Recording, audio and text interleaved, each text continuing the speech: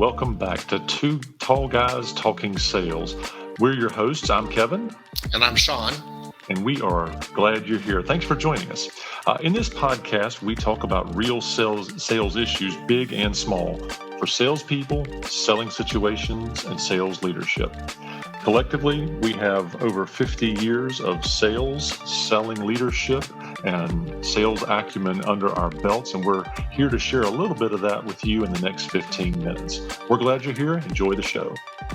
This is part 2 of the session we started last week where we were talking about repetitive sales organizations. Those are the organizations that we think of when we think about selling products week in, week out to manufacturers. Or an example we gave last week was selling paper into a print house. It's a sales process where you don't just sell it once, you're actually selling a program or a system. But we didn't get to the topic we're going to talk about this week, which is competition. This week's podcast, we're going to spend time talking about how do we sell the first round of consumables, but also make sure that we're teed up to sell again and again and support that with relationship and support all the different areas of that customer's need in a competitive sales arena. Because there's a few things that we need to be thinking about at the top of mind. If you're as a sales leader right now and you're wondering what exactly does this apply to in practice, think about areas where you don't have an exclusive rights to sell a product. You're selling, like we said, paper, you're selling steel to a manufacturer or cutting abrasives or lubricants or something that would be part of a process to build a finished product.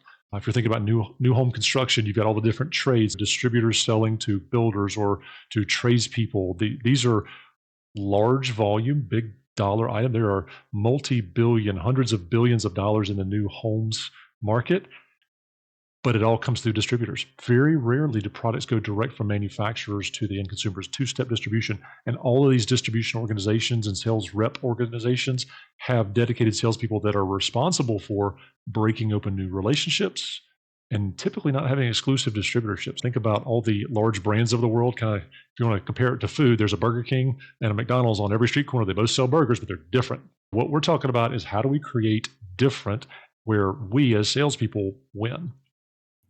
I love this idea that we're going to talk about how do you keep a customer happy, which is essentially what you were saying. How do we maintain our customers?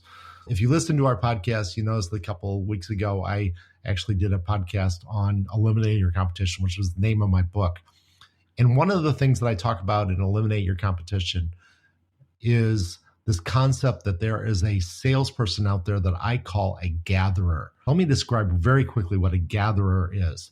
A gatherer is an existing account manager, so that person already is selling to that company, and a really good gatherer is part of the team. They're part of the organization that they are selling to. They sit on the board of directors and board of advisors and the executive committee practically. They're a really good salesperson is almost impossible to kick out if they have a great relationship with their customer. And that, when you're selling a consumable, is the key.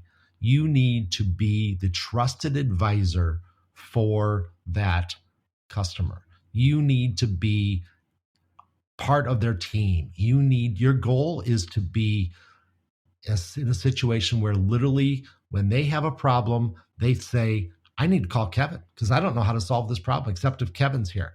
And they don't really care about, you're a penny more expensive or 2 pennies more expensive, or you're a little bit slower on delivery. And that might be a stretch because nobody likes slow deliveries. But the whole issue of you as a salesperson, you as a distributorship need to be very, very inbred into your company. And I know inbred sounds bad, but it's the way it is. You need to be part of that company. You need to be part of your prospect, and you need to understand everything about their business so that you can give them great advice.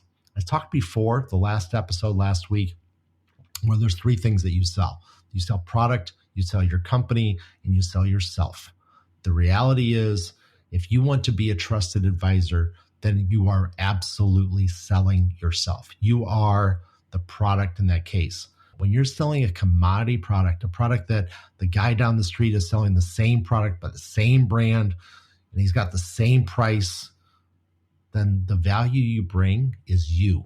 The value you bring is your ability to understand the prospect, your ability to guide the prospect. I challenge you to actually read the book Challenger. On Challenger, there's the whole concept of, are you a challenger? Are you challenging your customer? Are you driving their business? Are you leading them? And that is the goal when you are selling a consumable product, because the value is you.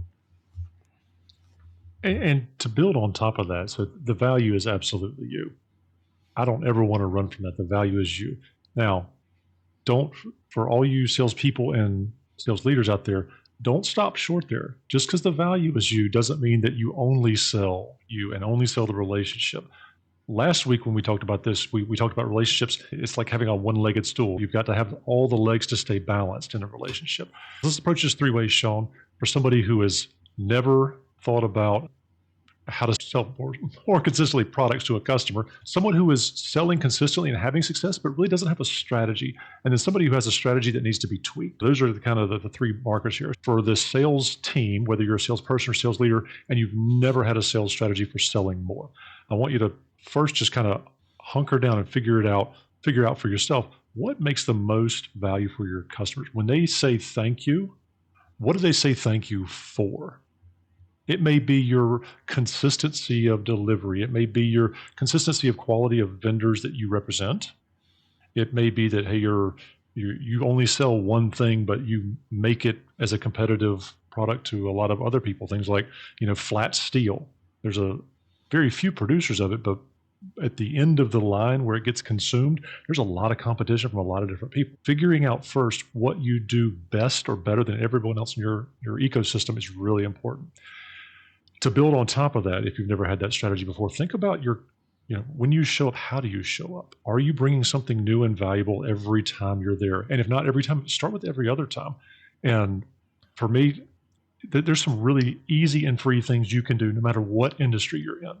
No matter what industry you're in, you can do things like subscribe to CFO Dive or CRO Dive, or do Google alerts on whatever trade organizations serve your customer base. Figure out what's current and bring that forward and say, hey guys, I was reading the other day and thought about you. Hey folks, I was reading and thought of you. Forward articles that are relevant, not 2 years old, current articles. Be a conduit for insight that they're not getting from other places.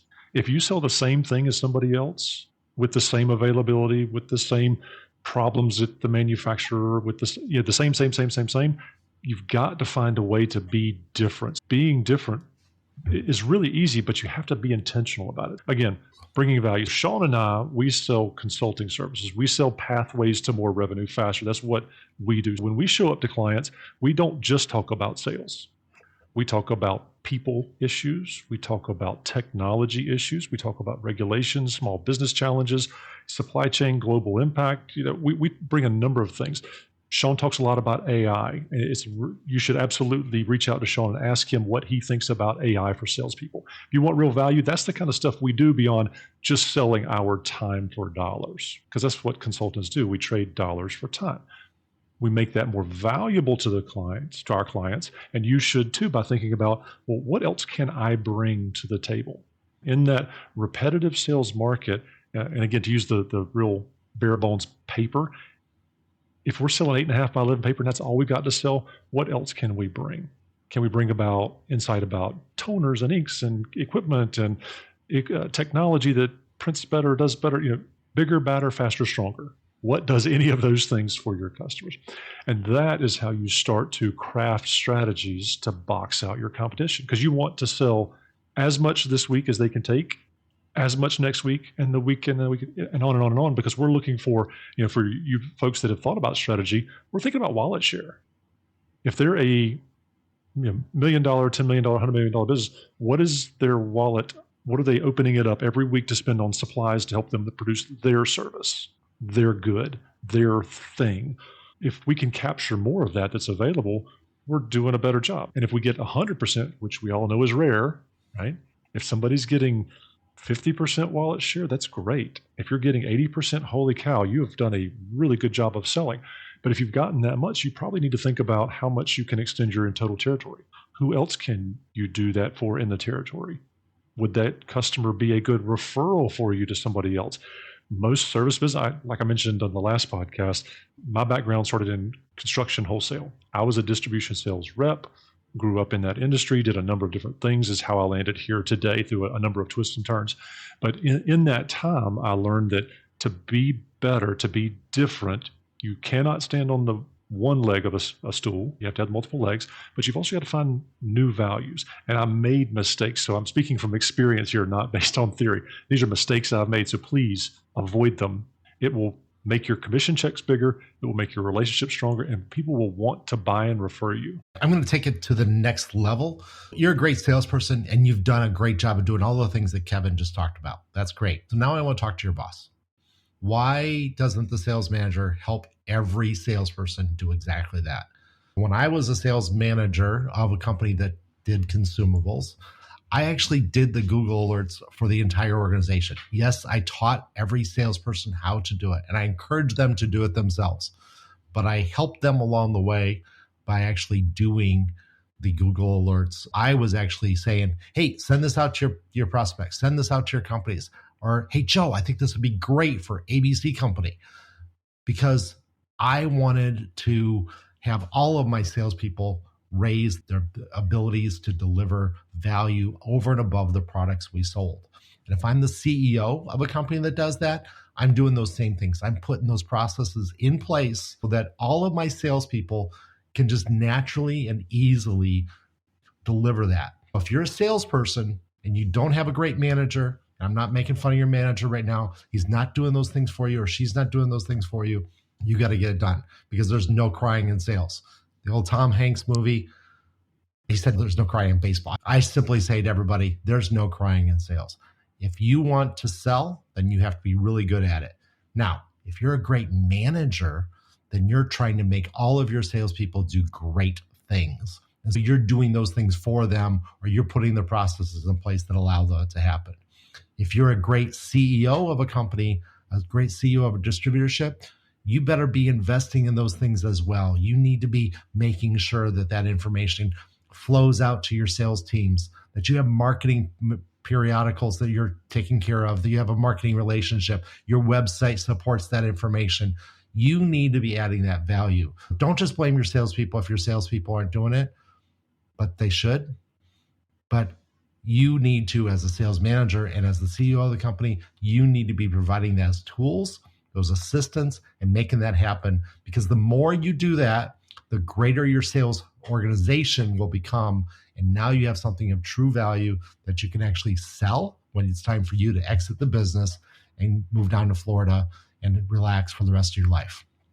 I hope this has been valuable. This has been a lot of fun talking about consumable sales. We talk a lot about the selling of a thing that kind of uses up the customer after the customer buys. But this has been a fun conversation to talk about, what do we do when we sell a product that gets used every day? For the toilet paper people out there, for the chemical people out there, for the lubricant people out there, for the steel suppliers out there. We hope this has been valuable for you.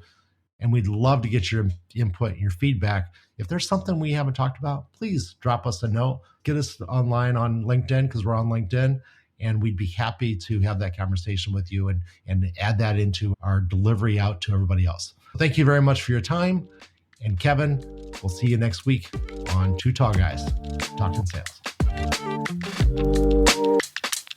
Thank you very much for joining us on this podcast of Two Tall Guys Talking Sales.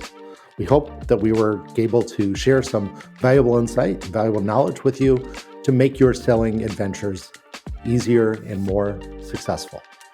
Please join us every week. We drop these on Tuesday afternoon at 4:30 p.m. Eastern Time. Please subscribe to us in your favorite podcast player.